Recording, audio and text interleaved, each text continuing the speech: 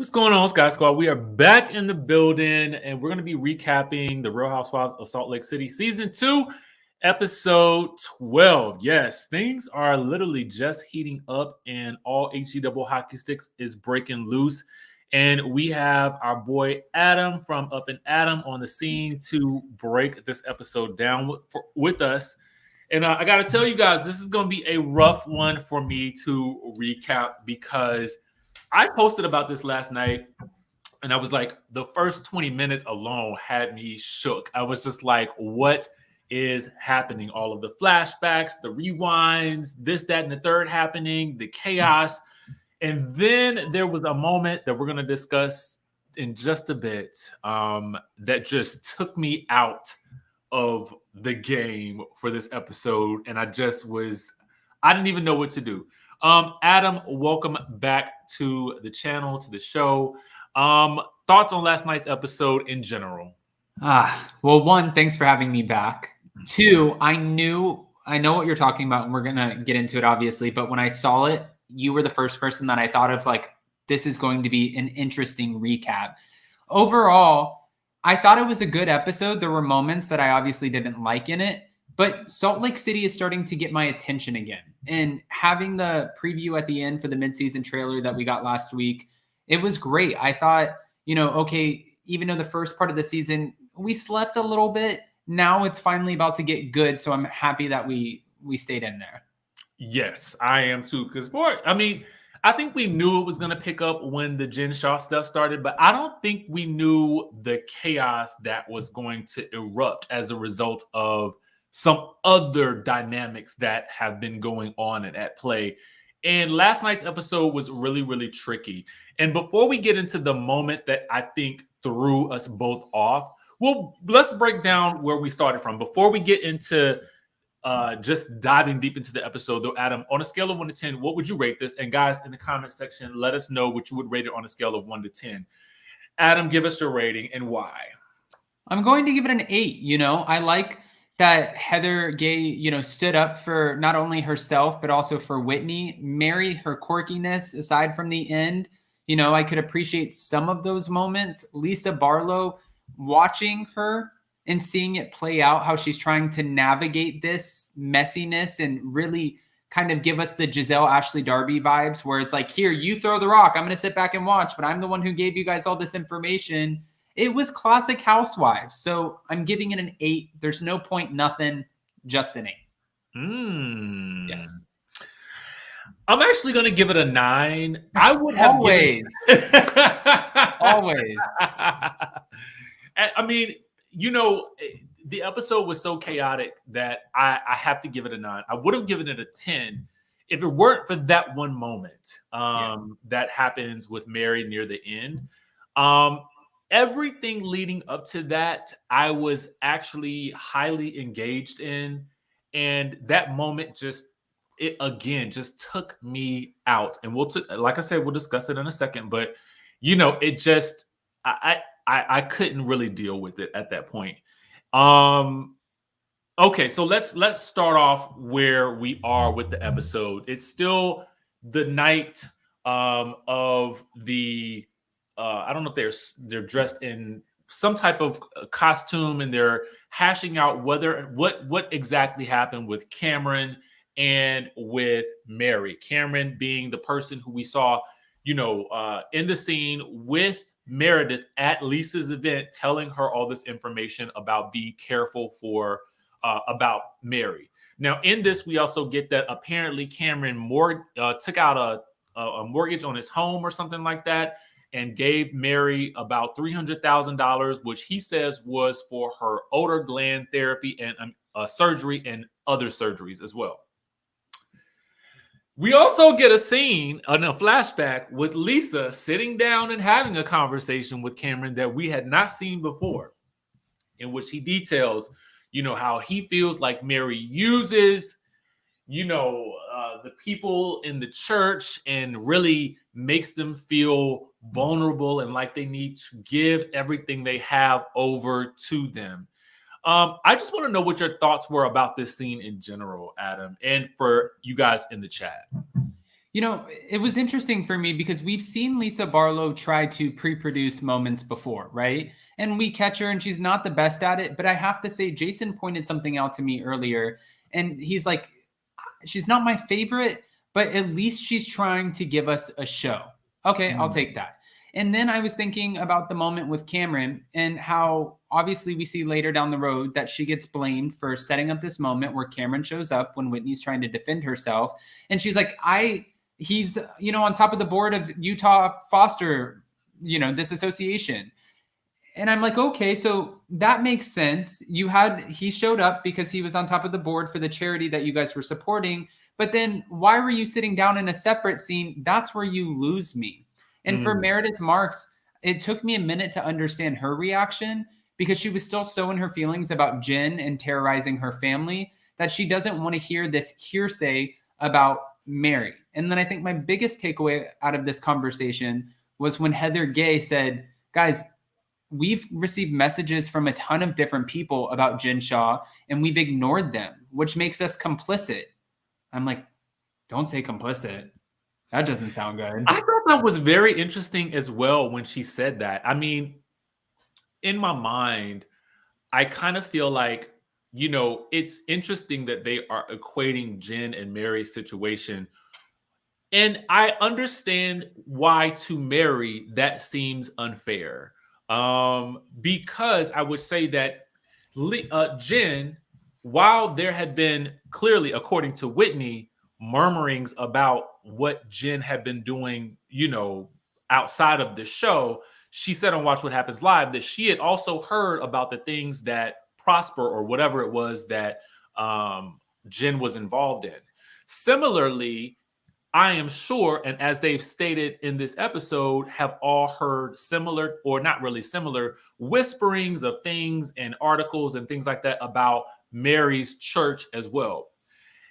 It's just interesting to me that they would equate those two situations, I guess being that one person has been arrested and the other person hasn't necessarily been arrested, but they're being accused of, I guess,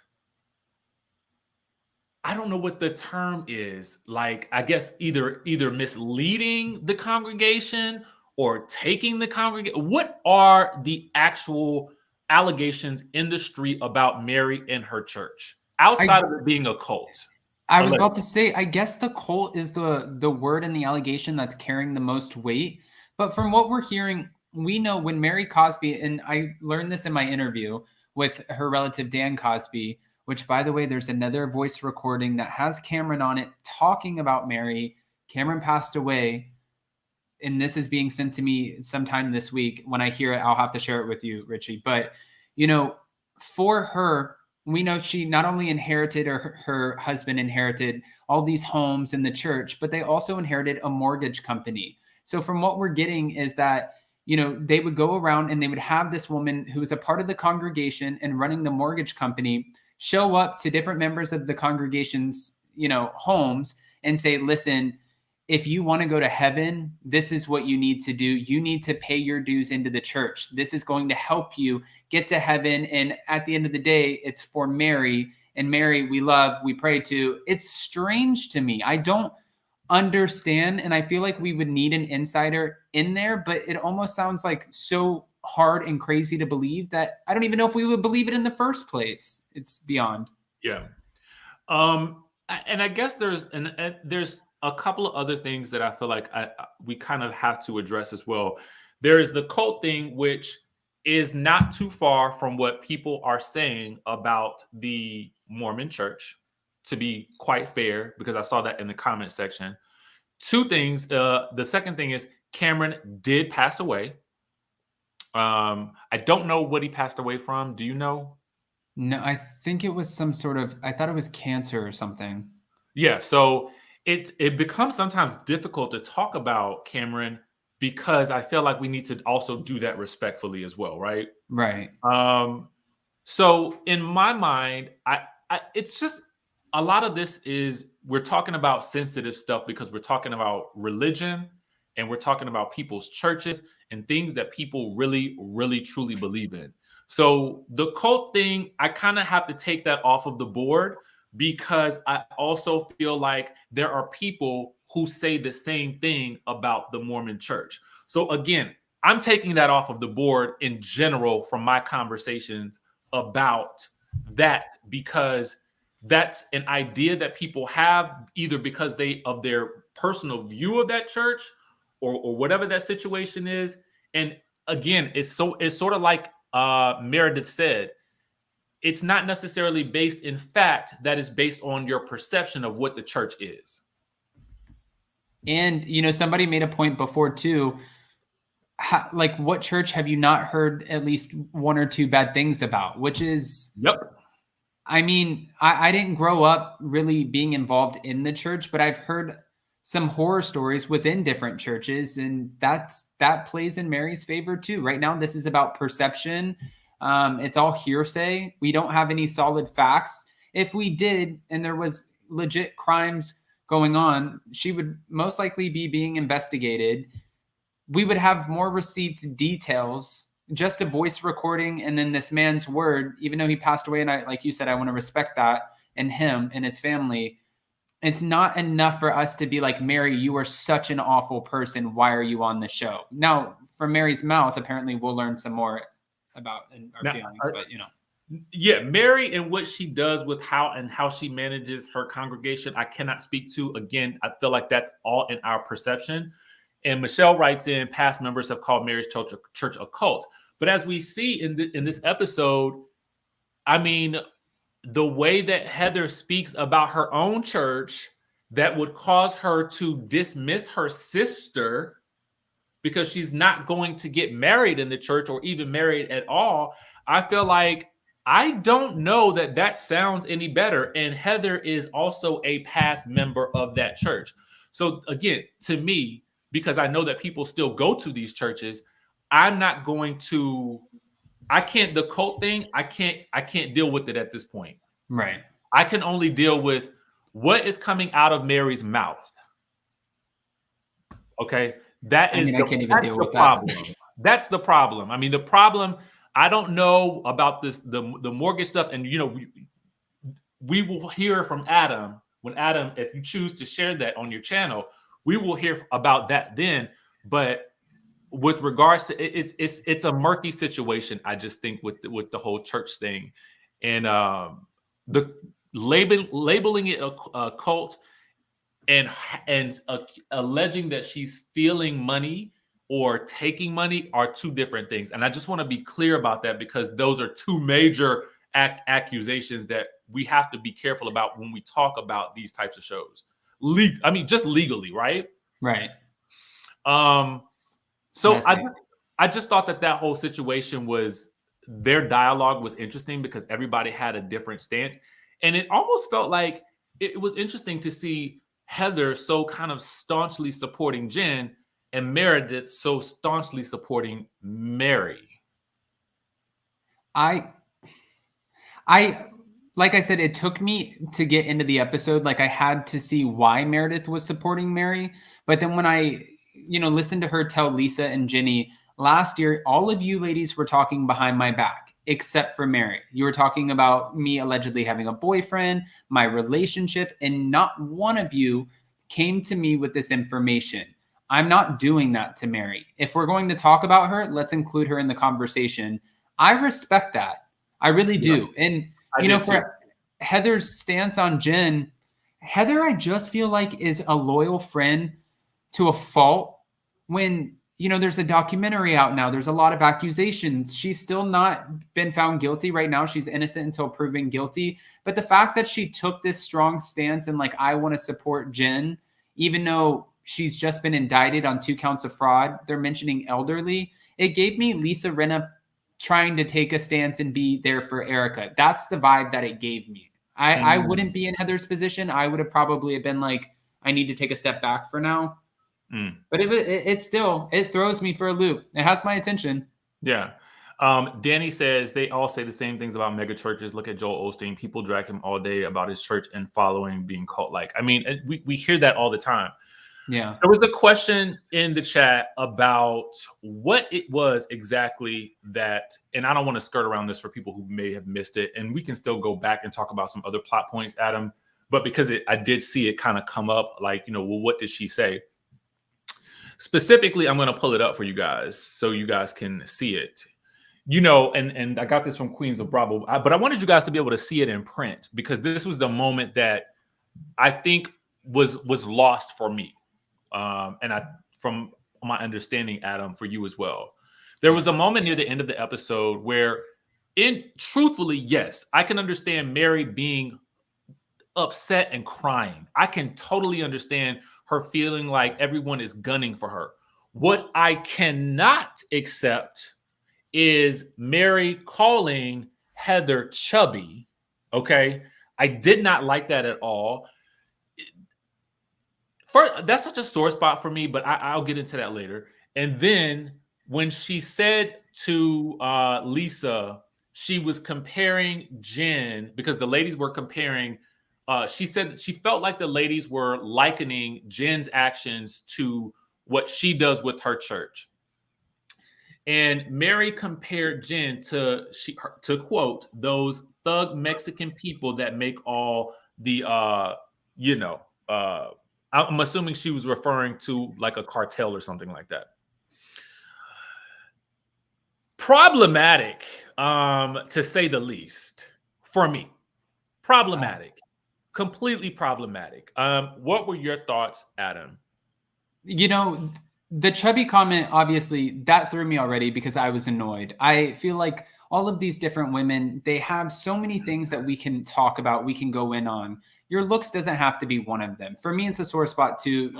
It's something that I battle with is going up and down in weight and I hate when I get comments on YouTube and people tell me my face is getting bigger or whatever. I really take it to heart and it sounds crazy, but now you're body shaming this woman who is giving us a lot of content because she's being so open about her life and her journey on TV. She's already being criticized by everyone else. And you know what the criticism is like because you're also being criticized. But then you're going to add insult to injury and call her chubby when you know that's probably something that some awful person out there has said before. That's what you use. And I thought it was disgusting because we can say things about Mary too. We're not going to attack your looks. And like Heather said, I was there for you, even though I thought it was weird that you married your step-grandfather. It was gross. But that wasn't the worst one for me. That was just like my jaw dropped, and then I fell off the couch with the second one. Yeah. And the thing about it was, I felt I was so on team Mary personally throughout their conversation because I understood. I felt like she is seeing this as a woman of color. And I'm sure it is difficult because now after after this whole situation has come out about Jen, I can see and I can understand her position. Though I don't think that's what they were trying to do, I felt for her in that moment because I always feel for, number one, the person that is taking all of the heat. And clearly they were all talking about her. Right. But again, a part of that, they wouldn't be talking about her, I feel like, if she was not so harsh with Whitney. I don't understand. Like, in my mind, I was like, I get it. Like, if she had done something, ultimately, Whitney does talk about Mary behind her back. And I do feel like two wrongs don't make a right. But it is because I felt like Whitney had been pushed to a breaking point with trying to reason with her about a missed phone call. A missed phone call is where a lot of this is stemming from between Whitney and Mary. And unless there's something deeper that we just don't know, that's what it feels like. That's what we call a reach. That's a reach. It's like to be this upset about it, it just seems a little bit odd. I'm used to Mary being a little bit agitated, you know what I'm saying? And kind of giving the girls, the drama, but it's just confusing to me why she's so enraged with Whitney. With this too, and I love to kind of compare different franchises, but when Erica was being called every name in the book and people thought she was heartless and cold because she wasn't speaking out about the victims, but instead she was taking to social media and posting lingerie photos and stuff, right? So a lot of people were like, we see your true colors. For Mary, we've seen her with, some members of the congregation and doing that podcast where she shuts them down and she kind of cuts them off immediately. We've seen her be very dismissive of some of the other women in the group, including Whitney. And it does not read well for those who already think you might portray yourself as some sort of God within the congregation. Like, no one talks unless they're spoken to. You're here, they're here. It doesn't help your case. So that's kind of where I stand with that. But I did have a question for you about the second comment that was made. Yeah. In your opinion, for me watching it, we know that Bravo, and I love Bravo. I know we all do. That's why we're here talking about it. We know Bravo made a mistake last season on The Real Housewives of Atlanta when Kenya Moore, and they showed the footage of her dressed up as a Native American woman that was her costume. And she, showed up to Fallon's party, and then Bravo had to eventually release a statement after all the backlash and cut that scene out of the show. Why, in your mind, would Bravo have let that footage air when she used the second comments? The chubby, okay, but the second ones, I don't know. I was gonna. The funny thing about it is, Adam, I was gonna ask you that same question. At a certain point in time, like, we all know that statement was not gonna go over well, right?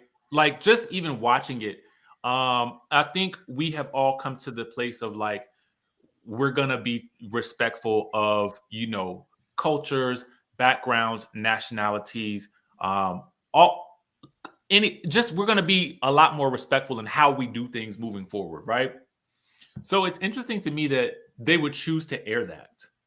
I just thought it was like, now, is it their job to show the reality of what happened?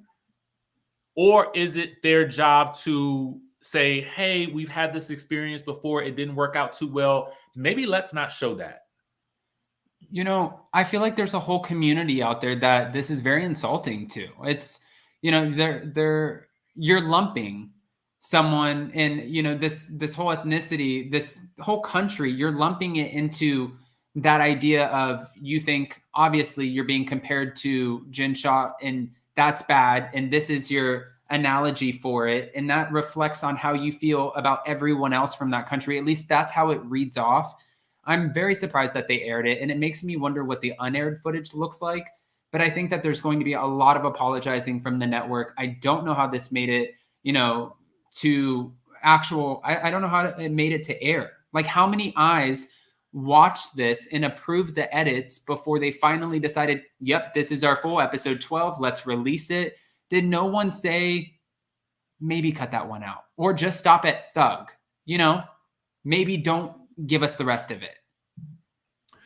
Yeah, I mean, I just think that, and I see a lot of people, I see some comments, kind of saying, well, asking, well, what she did, why was it so wrong? They were coming after her. And it can't be a situation where someone's coming after me, so I'm going to go to a place where I know I shouldn't go. Yeah, and none of them are Mexican women. You know what I mean? Exactly. So we can't do that. We can't say that, because I think that, again, it's like two wrongs don't make a right. Even if you feel like they're wrong, which I did feel like there was a lot of wrongdoing to her and judgments about her, especially when a lot of this information had been out before season 1 even started. Okay, so that's one thing. But I also feel like,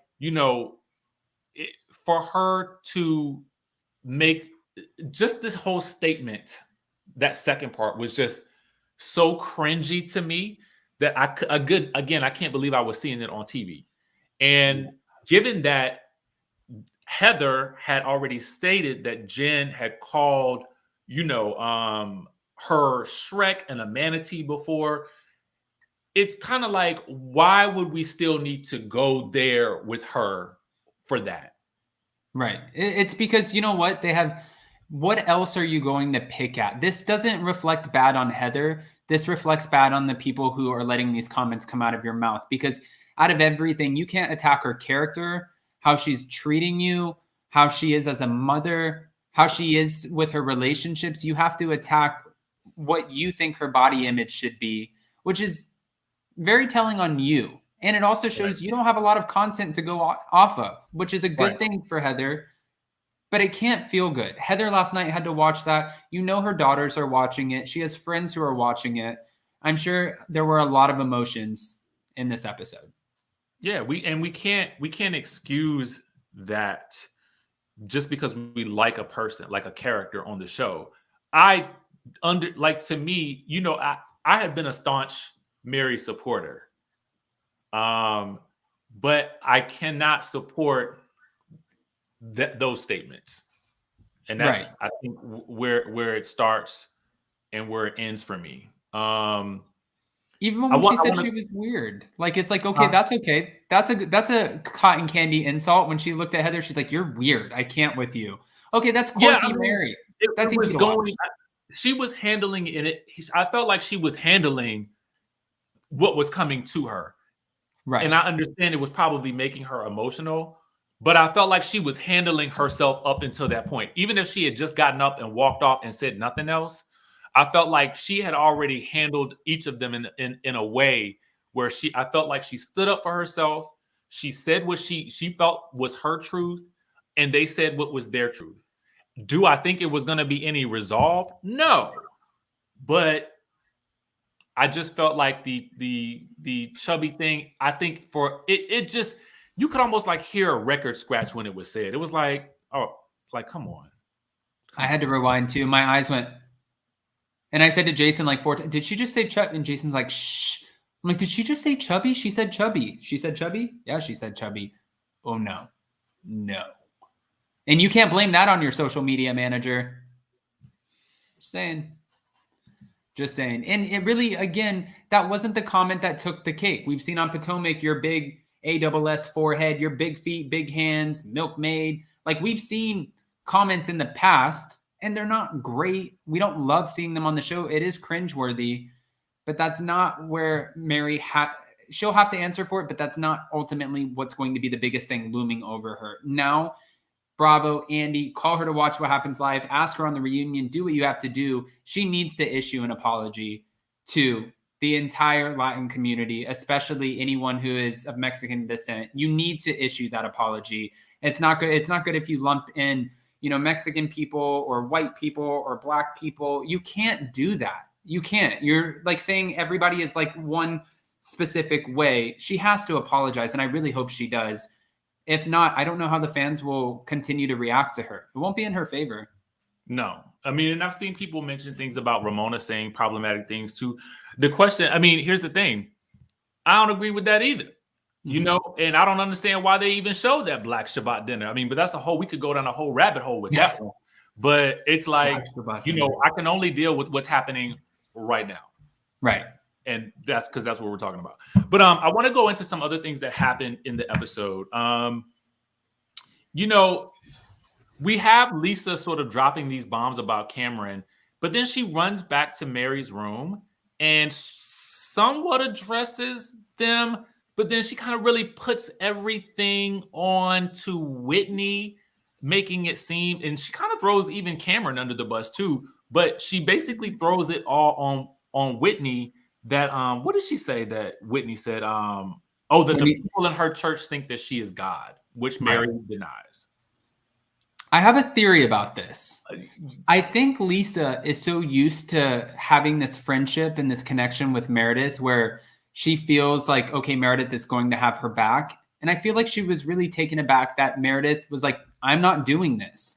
And once she knew that Meredith was probably going to take this conversation to Mary. So Lisa immediately wanted to save herself and take control over the narrative.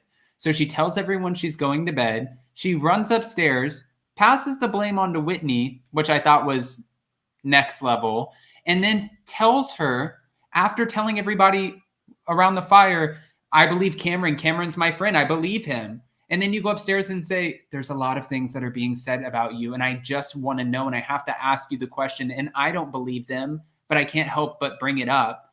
I'm like, Lisa, that's why you look two-faced. It looks like you have two totally different faces. It definitely gave, let me cover my butt in this situation. Let me make sure that I mention Cameron so that no one can say that I didn't say it to her face.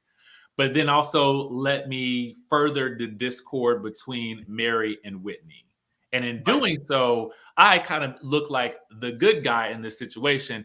I mean, listen, as much as I like Lisa Barlow, and I do agree, she is definitely giving us a show. It's kind of very obvious. It's so Captain Obvious what's happening here. And I just kind of feel like,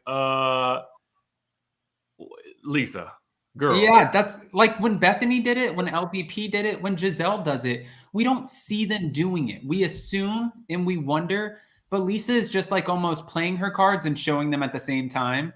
And we're like, okay, we see what you're doing here. You're not very good at it, but you're trying. And maybe you'll get more seasoned as it goes. But she's jumping right in there and trying to pre-produce. Yeah. I definitely, like you said, think that she, dotted her I's and crossed her T's by not only mentioning Cameron, but also Whitney, and that there was a conversation. So it's not like I was talking behind your back, but she also knew this was going to make Whitney look very bad. And then, and I know you're going to get to this, but the next scene kills me the most after everyone goes to bed and they show up in Heather's room. Well, before we can even get there, Lisa does some more damage between Mary and Jen because she lets Mary know what Jen was saying about her. And we find out all of these things that Jen has allegedly heard about Mary as well. So it's like, Jen feels like you guys are coming at me about different things, but nobody is talking about Mary. And it's just like, it just feels like Lisa is just pitting all the women against each other. And I hate to say it, but that's what it feels like. Right. Well, I mean, with what Jen said, one thing I don't understand is, everyone keeps saying, well, we're afraid of Mary. What are you afraid of? That I don't understand that. What are you afraid of? I mean, she's quirky, she's kooky, but I definitely wouldn't be afraid of her. But then when Jen was saying that there were people who were allegedly either contemplating or actually taking their own lives, and she was coming out with one allegation after another, and another scene where, just like Lisa sitting down with Cameron, we got footage that we've never seen before. It was shocking because how many times do we hear the same stories, the same allegations before you go back to that old saying, where there's smoke, there's fire? Is this all just BS and somebody really has it out for Mary? They just want to take her down in the church? Because why? Or is there some truth to this and we have to figure out what that is? It was interesting when Lisa and Mary were having that conversation about Cameron, and Mary's kind of like, well, I know I've known Cameron longer than you have, and he was more my friend than he was yours. I guess I would have liked to hear more of it. It would have been interesting to see Cameron and Mary have a sit down. Right. And also, that's irrelevant. Who cares I've been friends with her since 9th grade. I've been friends with her since 10th. Well, that makes me a better friend. That's not the question here. The question is, Cameron, who you've just confirmed you've been better friends with him, you were better friends with him, is telling us what he's calling inside information about you that doesn't paint you in the best light. Now, you can't say that man doesn't know me because you just confirmed that you had such a solid friendship. And then when she's asking Lisa, who are you more loyal to? Because I find this to be weird. Are you loyal to me or are you loyal to Cameron? Because I would think that you'd be better friends with me. I'm thinking this looks like deflection. Just like when you start pointing fingers at her, like she's controlling the narrative or at least trying to, and she starts getting upset and screaming and walks off, it looks like deflection. This is Mary's deflection in my eyes. So we get up the next day. Whitney and Heather are sitting down in Whitney's room, and we learn that in the middle of the night, when the cameras have gone down, apparently, Mary had gifts for everybody. Jenny, who she had previously argued with, and they were seemingly okay because, Jenny did her makeup. So Mary gifted her some pre-owned, or at least from what it sounds like, she had purchased some shoes, never worn them, and said, oh, I think Jenny could wear these. And then she had given the rest of the ladies Louis Vuitton and Chanel bags and hats and that sort of thing. She gave everybody a bag except for Whitney. Okay, Whitney gets no gifts from her. We learned that at some point she has a gift for Whitney, but she's just going to hold out on giving it to her. Truthfully, these are probably all things that Mary had done picked up at Chanel and Louis Vuitton that she felt like she could no longer use. And she said, you know what? I got some gifts for y'all. Very similar to, and I don't think Sutton does this. I think Sutton does it differently. But, you know, Sutton is a gift giver. You know what I mean? And Sutton has the means to do it. And so it's just interesting to me that Mary is giving them. I think they were secondhand gifts. I just do. In my mind, these were all gifts she had laying around her house. But she doesn't have a gift for Whitney. Whitney is upset because Jen and Heather were hanging out with Mary, and they were all laughing and yakking it up after everybody was doing all this talking about Mary behind her back, and Lisa leading that charge.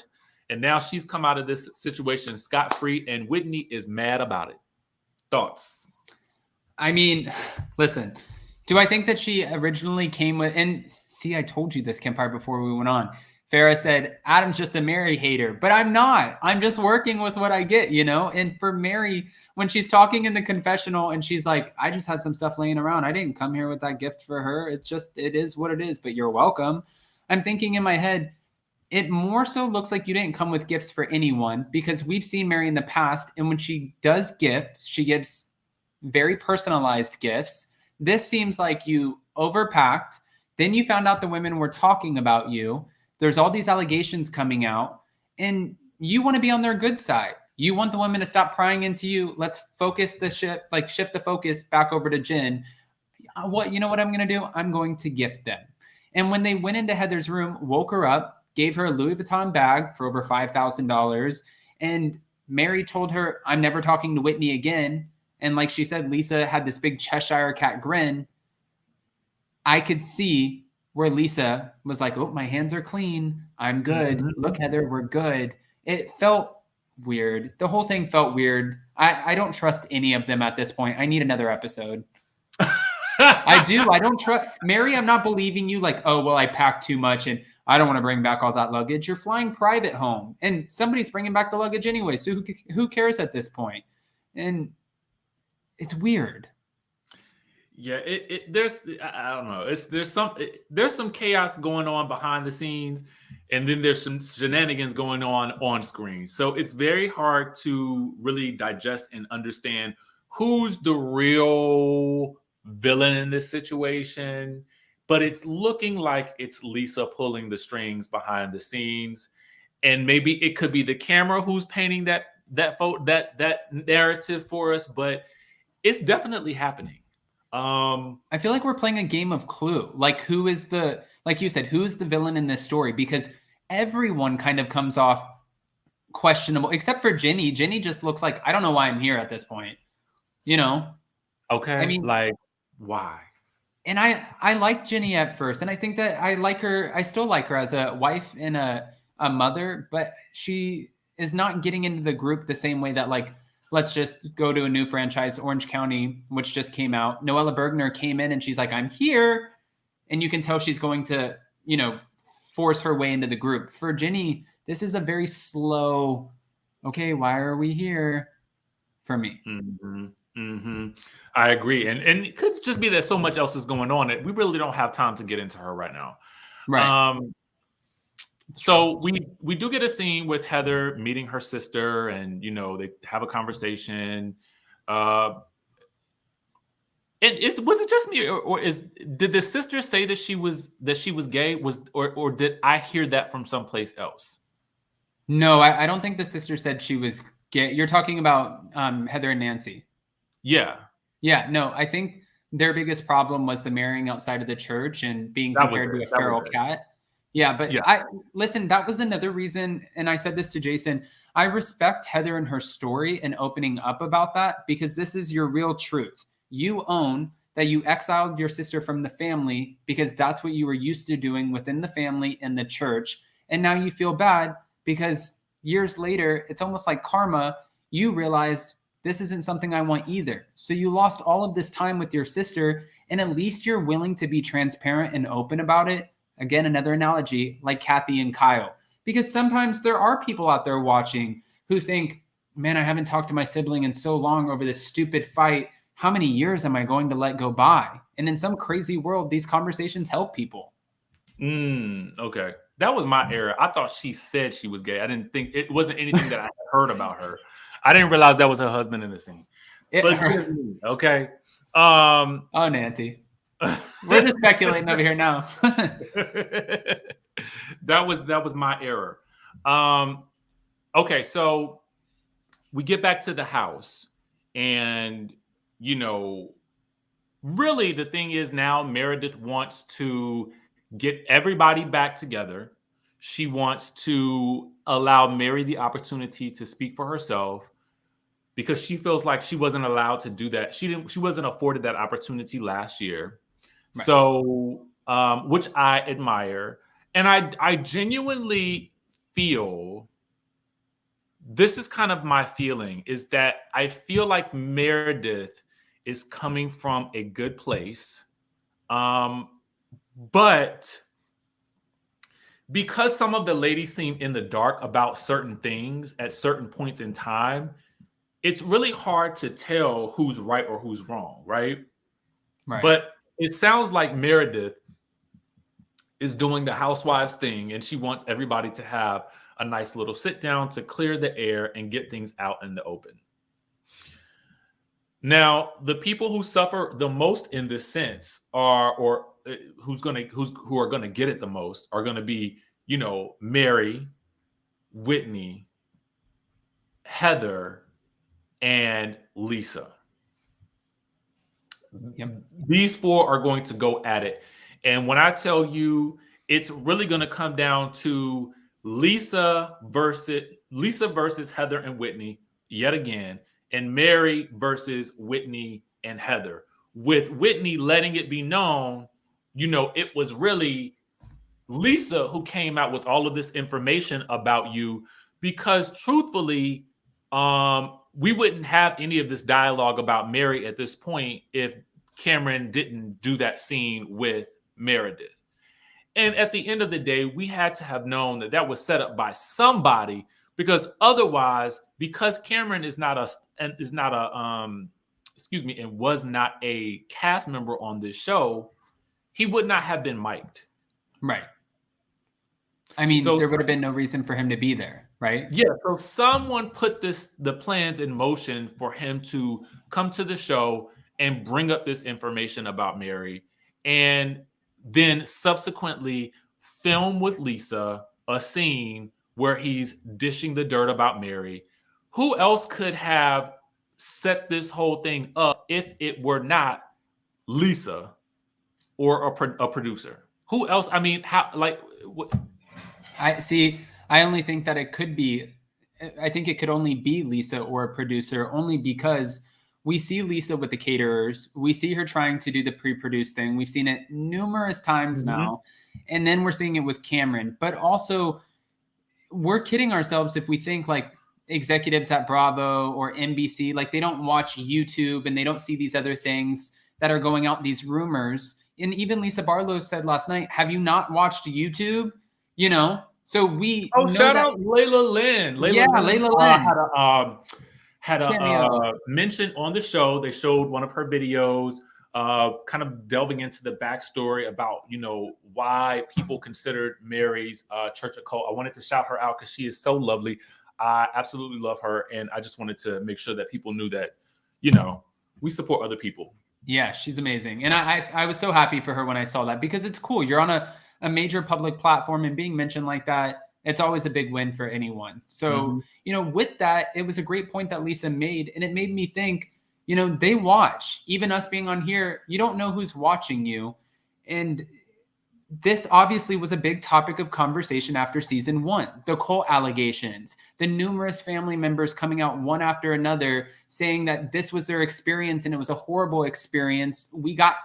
You know what I mean? Like, they took us to the bank. And now it had to have been someone within production or Lisa calling production being like, guys, this is out there. This is going to be great for the next season. We need to mention this. We can't just not talk about it. I mean, I can see that happening too, because it really wasn't highlighted that much last season. I mean, it was more about, Mary and her step grandfather or whatever the case was. This year, we really dive into that. I'm not shocked that it's come up. I guess it's just interesting the route that it's taking as it's coming up. And with Whitney and Mary being at odds with each other, I should say. Right. And it's unfortunate too that now we'll never hear Cameron's rest of the side, like the side of his story after the show aired, because had he been alive, I'm sure he would have been able to further, or had he still been alive, rest in peace, that he would have been able to further explain his side of the story. But now we won't get that. But it just reminds me of when Giselle said at the reunion on Potomac, she's like, Wendy, we have to talk about the cheating rumors because that's what's going on in the blogs. That's what's happening. It's part of what's happening in our life at the time. We have to bring it up. We're filming a reality show. Pan over to Salt Lake City. I feel like it's the exact same thing. Mm-hmm. There are these rumors. It's a big deal. There's a lot of allegations. We need to mention it. JMW says Lisa gives bad background production vibes. She clearly was setting up Mary this season, but Mary with the comments, I can't take it. She is too much. Agreed. Thank you for that super chat. Okay, so they sit down for this little, meeting. They try to hash things out. Lisa and Heather and Whitney end up getting into it about who really brought these rumors out about Mary. Mary's position is it's that basically she doesn't think that she's God. She really thinks this is about the God in her. The church doesn't really feel like that.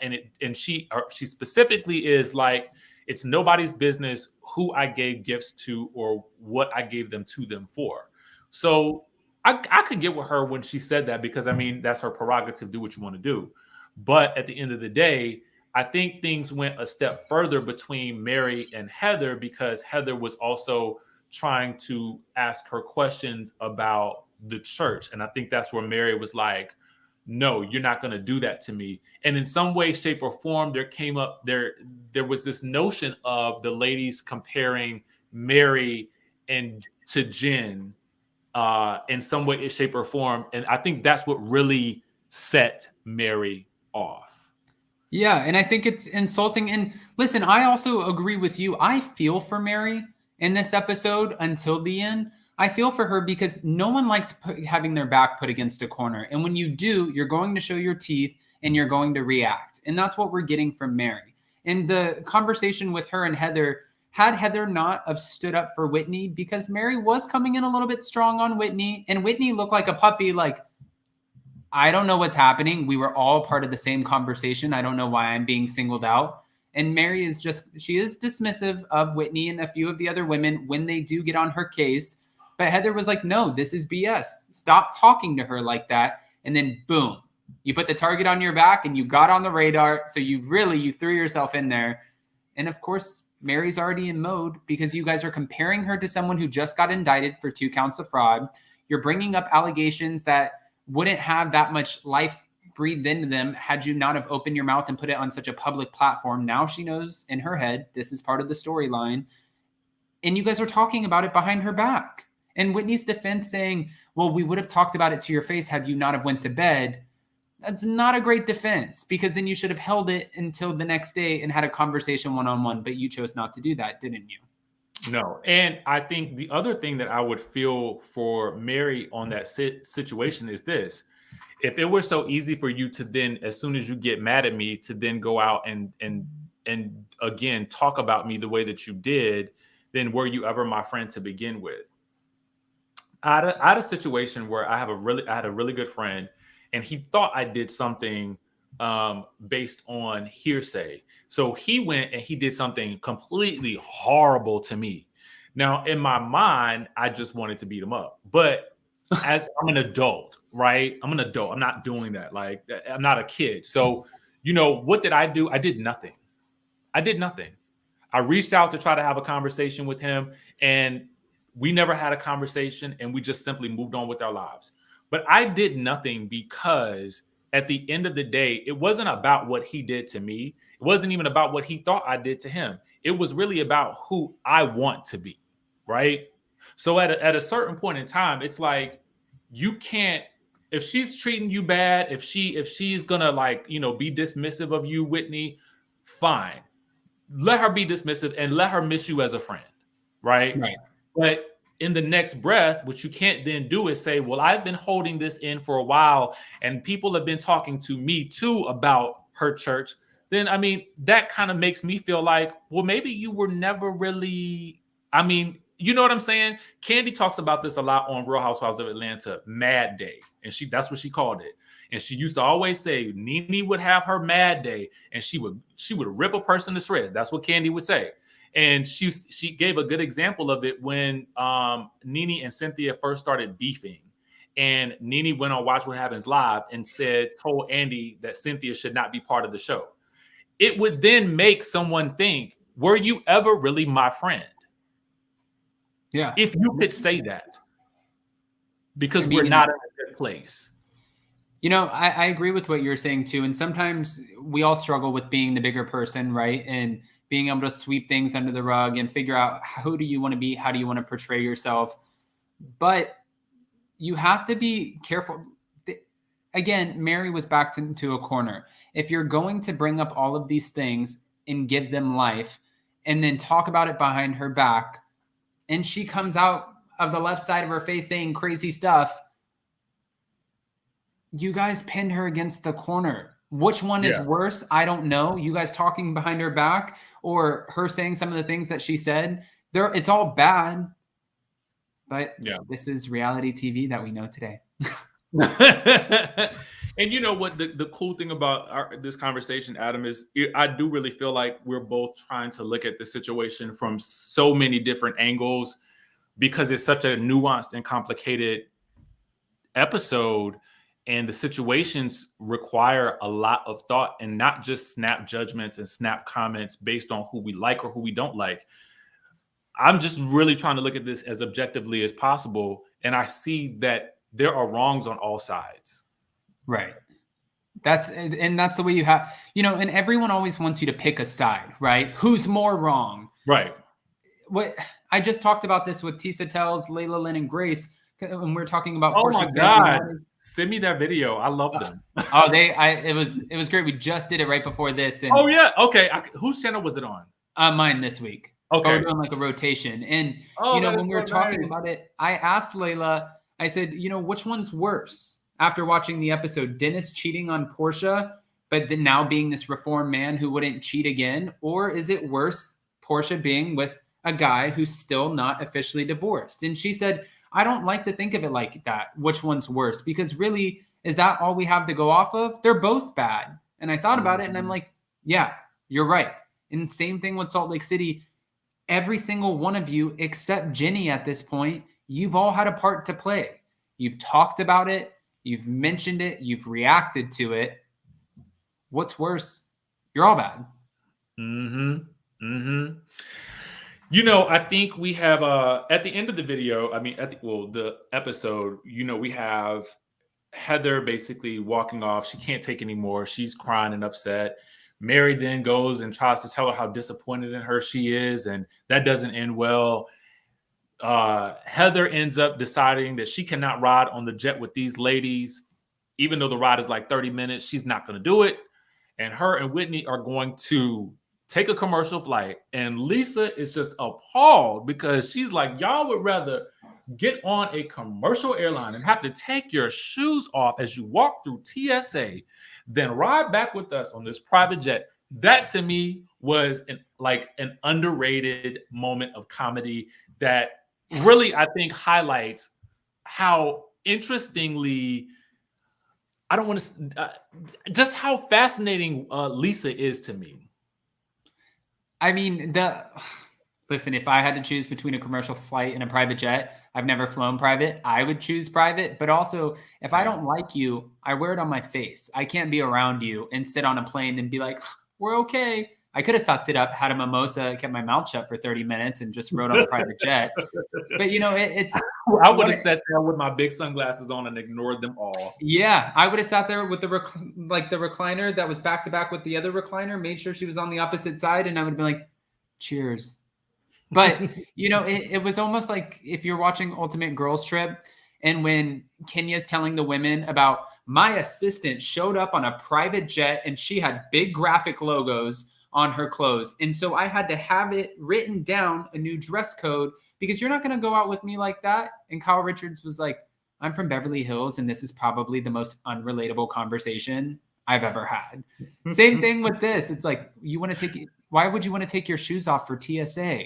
Like, I don't know any other way to do it. We have another comment who says, super chat, excuse me.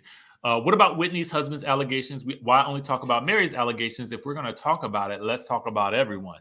I don't even know what those are. If you could it was Dana Wilkie who said something about that. She said, and when Dana says something, like I always say that's why I'm like, what is she I get scared when Dana, if you get on her radar, it's like I would never want to be on the radar if I was doing something shady. And she said, because I did an interview with her live and we talked about her spot on The Housewife and the Shah Shocker. And she's like, honestly, we could do a Hulu ABC documentary on almost every single one in that cast, including Whitney. And I love Whitney. She sends Jason face skincare. She's always super sweet to us. I don't know what those allegations are as of yet, but bet your ASS, if they exist, they will have their moment on the show, if she's still on the show. Everyone's going to have a moment. It's just about, like Erica said on the Beverly Hills reunion, it's just a matter of when it's your turn. And it will be your turn. Yeah, I think that's the other thing that people have to be aware of is it may be very easy right now for, certain cast members, to bring up things about other cast members, but best believe that it always comes back around on these shows and no person is safe. Just a quick update. I mean, yes, guys, I do know, Watch What Happens Live. I know that, Whitney and Heather did fly back first class on their flight, and Whitney did say that she has TSA pre-check and clear, so we know that they didn't have to take their shoes off. Just wanted to update you guys. Adam, we discussed a lot. We went into some things. Next week, what are you excited about? Oh, well, we just got the mid-season trailer, right? So it's not like we know exactly what's going to happen next week, but I want to see how this continues. They're taking all of this drama back to Salt Lake City. We didn't get any of Jen Shah this episode, so I still want to know what's happening with her and how the women are going to react. And in the midseason trailer, we see Jen lunge at Lisa Barlow. She gets inside, she gets in Meredith's face. Jenny Wynn is slamming glasses while confronting Mary. I don't know, but what I do know is they have my attention. I slept the first couple episodes of this season. I'm not sleeping anymore. I woke up. You're awake. I'm awake. It was something I was going to say about the trailer, but I can't remember what it was right now. Anyway, we'll get to it whenever it happens on the episodes. Oh, I know what I was going to ask real quick. Do you know how many episodes this season is? No, this is episode 12. So I'm guessing with the reunion and everything, I bet you we have another... I'm going to say we have another 5 or 6 episodes before the reunion, I would think in my head, because there's a lot of moments, explosive moments, especially with Jen, that we haven't gotten yet. And we can't get all of those in one episode. You know what I mean? So I'm going to say we probably have 5 or 6 episodes left before the reunion, and they're probably going to be the best 5 or 6 episodes of the season. Probably. I'm here. Probably. King RL, what about the Potomac deleted scenes? I watched it last night, but I was actually creating thumbnails and kind of like in and out of it. So I may watch it again and maybe we'll review it. I don't know. Adam, anything that you have coming up this week?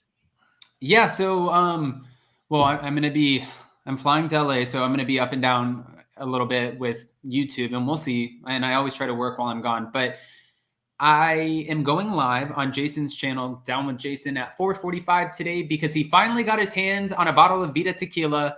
So we're going to talk about some random. I know. And trust me, it is good, y'all. We've tried forever. We've literally reached out everywhere. We've gone to every liquor store. We couldn't get our hands on it. And we had a subscriber, this amazing woman named Marae, that came down from California, and she brought Jason a bottle and hand delivered it. And now he has it. So we're going to do this he's going to make a margarita and these different cocktails. We're going to talk about some hot takes. And if we actually like Vita tequila, we'll see. But that's at 4:45 p.m.